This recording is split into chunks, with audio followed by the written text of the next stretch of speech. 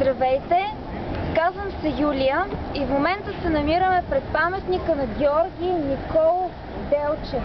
Учител, войвода, апостол, организатор, идеолог и вдъхновител на македонското национално и революционно движение от края на 19 и началото на 20 век в града, който носи неговото име. Тази година, 2008, на 4 май ще се навършат 105 години от гибелта на Гоце Делчев.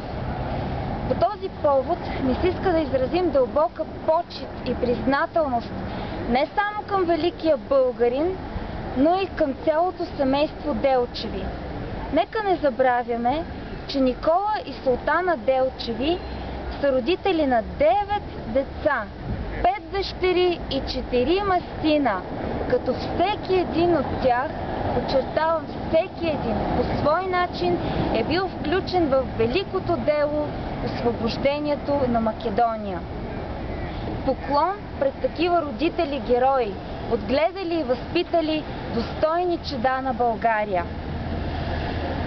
Един ден, след смъртта на Гоце, един турчин дошъл при Никола и му казал: Делчо ефенди, най-после го убихме крилатия дявол.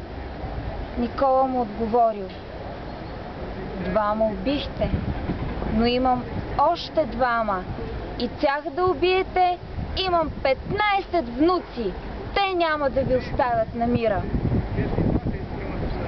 Това наистина са родители-герои и ние едва ли можем да си представим болката и трагедията, която те са изживели.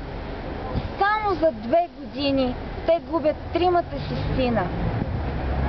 Именно тези размисли са причината баща ми, Любен Радойков, да напише стихотворение за майката на Гоце Делчев.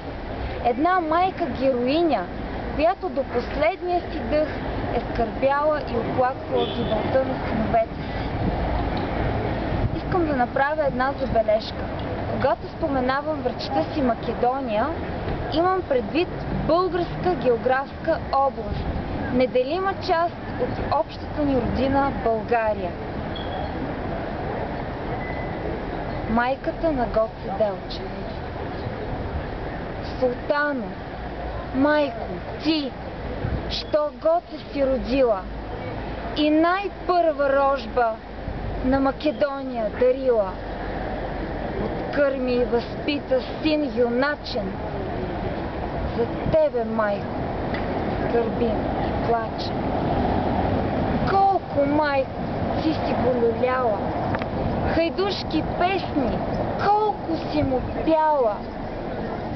Та 2 майки твой син да има, рождена майка и родина.